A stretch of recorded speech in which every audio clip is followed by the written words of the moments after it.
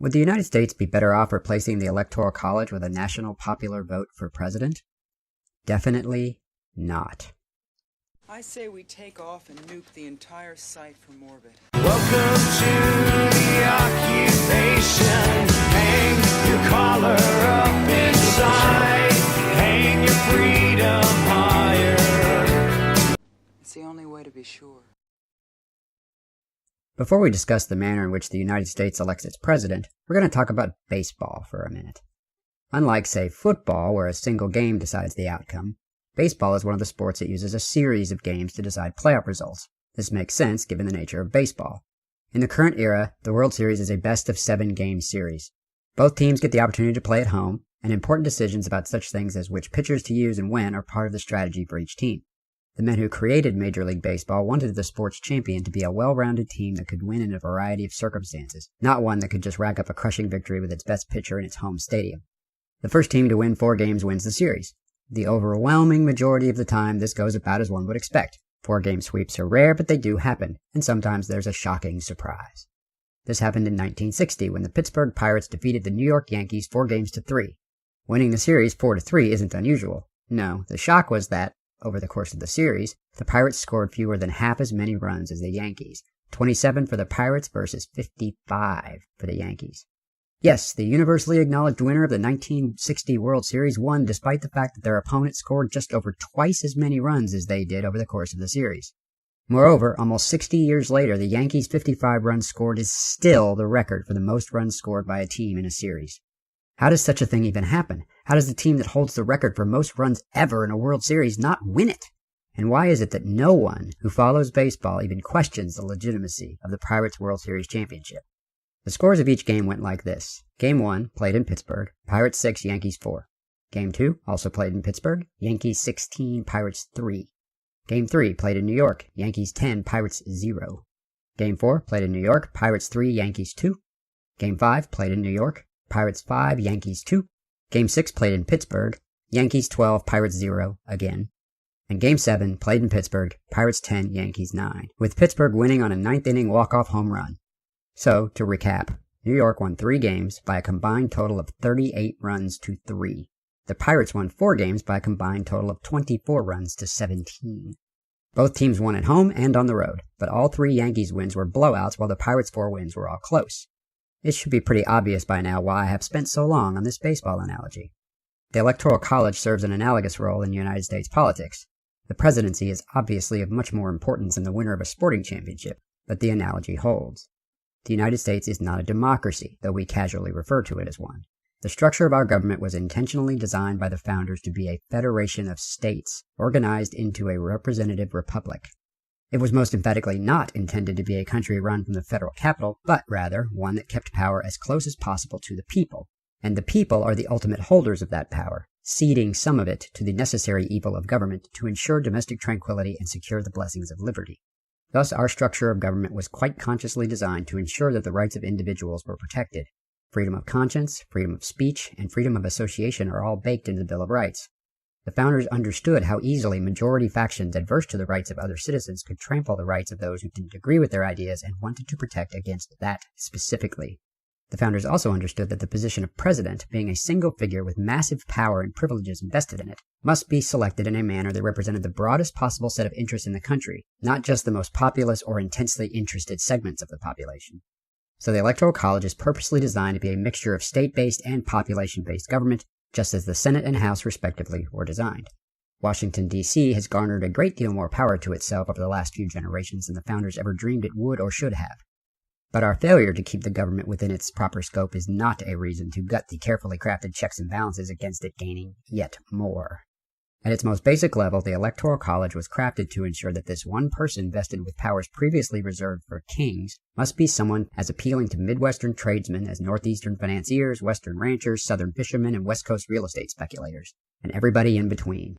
Obviously, no human system is perfect, but the founders understood that some states would be more populous than others and were determined not to let them run roughshod over the others, because we are a federation of self-determining states, not an amorphous blob to be ruled from a swamp on the Potomac. 4 times in history, we have inaugurated a president who did not get the most votes. I am avoiding the phrase, won the popular vote, because there is no such thing as a popular vote in a presidential election. Highest vote total is as irrelevant as most total runs scored in the World Series. Most of the time the two align, but the fact that they sometimes don't is not indicative of a flaw in the system. In fact, it is closer to the opposite. But, since 2 of the 4 presidential elections that resulted in the candidate who got fewer votes winning have occurred in the last 20 years, and especially since the most recent had a result that was beyond the capacity for so many to accept, the issue is gaining particular traction right now. The essential argument against the Electoral College is that it denies the principle of one person, one vote, which sounds like a good argument on its face, but it fails when one considers that this is exactly what the Electoral College was designed to do. It is a contest of states, decided by the citizens of those states as states, not a simple popularity contest. It isn't terribly difficult to run up the score in a high-population state a candidate knows she will win, but down that road lies majority rule and the steady diminution of minority rights. Furthermore, this argument is completely disingenuous because this particular issue is actually easy to correct. The states have the power to determine how their electoral votes are awarded. Most award their entire slate to the candidate who gets the most votes in the state. But if the people pushing to make sure New York and California get to decide all of our presidential elections actually cared about vote dilution, they would instead be pushing for allocation of electoral votes by House district. That's how 2 of the states already do it. The 2 electors that derive from their senators are awarded to the statewide winner, while each congressional district elector is awarded to the winner of that district. It doesn't take too much effort to figure out why this is not the go-to option for the national popular vote activists. It would mean that California's 55 votes would no longer be a guaranteed Democrat block, as a fair chunk would end up going to Republican candidates. Obviously, the reverse would also occur in a lot of other states. By placing the selection of electors as close as possible to the people they will vote on behalf of, the idea would actually improve upon the very idea that gave rise to the college in the first place. Updating it for a national population it is unlikely the founders ever imagined possible. Thus, it is far and away the best Electoral College reform proposal out there. But instead of that, we hear lots of arguments in favor of tyranny of the majority. No, thank you. Ultimately, arguments for eliminating the Electoral College are all framed around subjective notions of fairness. But it is a truly meaningless statement to say that it's unfair that Clinton got more votes but didn't win the election. She and her campaign team knew and understood the rules of the game before it began, and it was decided according to those rules. If, after the 1960 World Series, the Commissioner of Baseball had decreed that the Yankees would be awarded the championship because they outscored the Pirates, that would have been manifestly unfair. For all that the result was strange, the Pirates won under the rules baseball had decreed in advance.